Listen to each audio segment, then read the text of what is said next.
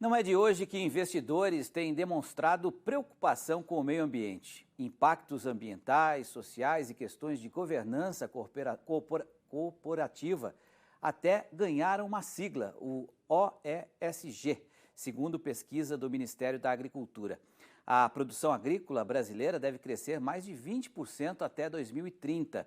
Estratégias e modelos de negócios alinhados às melhores práticas de ESG, que há algum tempo era considerado um diferencial, hoje é uma necessidade do setor.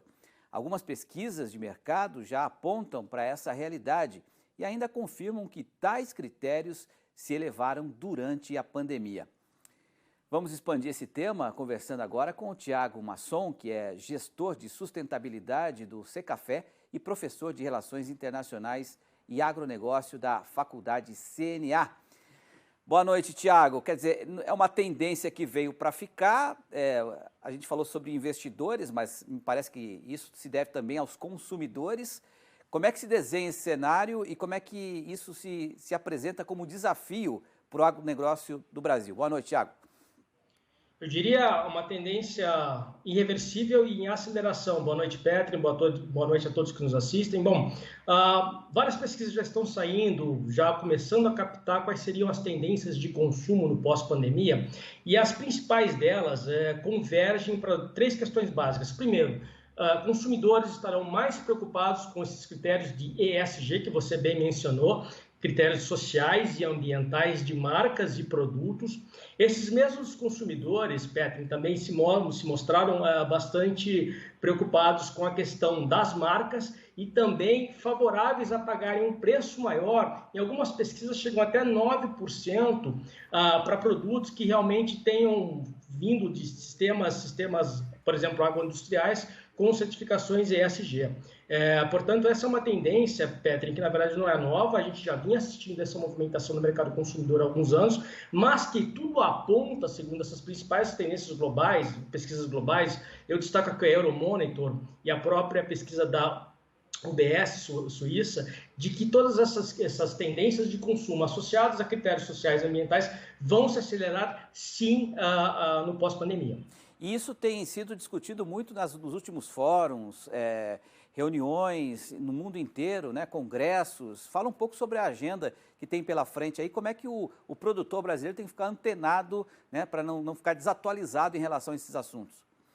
Boa pergunta, Petri. Eu diria muito antenado, porque, veja, nós teremos aí uma agenda de negociações internacionais bastante agitada no segundo semestre de 2021, em cima da questão de desenvolvimento sustentável. Nós teremos a cúpula das Nações Unidas sobre sistemas alimentares e a COP26, que é aí que eu gostaria de destacar um pouco essa nossa conversa. A COP26, para quem não sabe, é o acordo das Nações Unidas, o acordo quadro das Nações Unidas para a Conferência do Clima.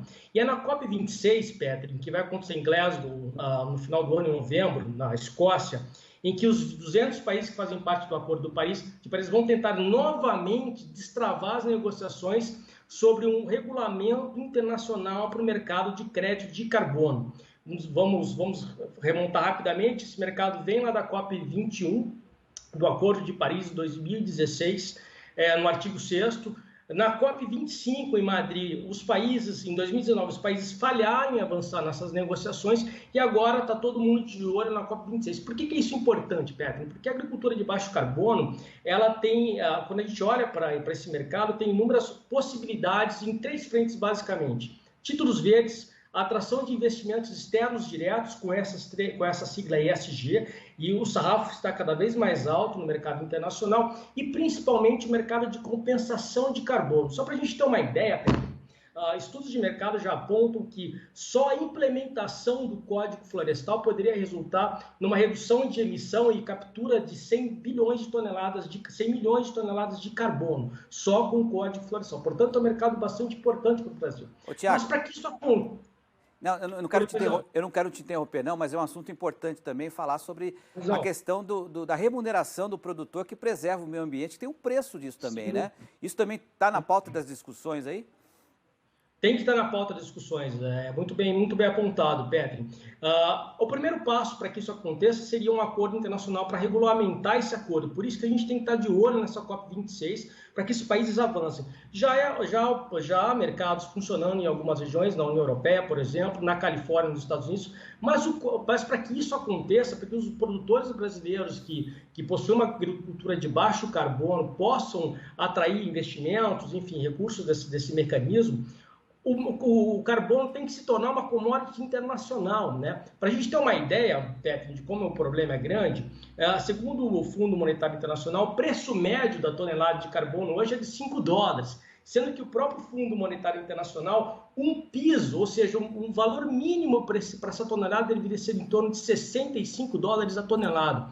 Portanto, para que esse mercado comece a funcionar na prática, é preciso que haja uma pavimentação entre os países no Acordo de Paris. Portanto, essa importância é fundamental para que a COP26 não perca a oportunidade que a COP25 teve em Madrid em 2019. Tiago Masson, que é gestor de sustentabilidade, um assunto tão presente nos nossos temas aqui, você vai ser sempre convidado para atualizar a agenda aí a pauta ambiental que está sendo discutida no mundo. Obrigado, Tiago. Boa noite obrigado pela sua participação. Boa noite.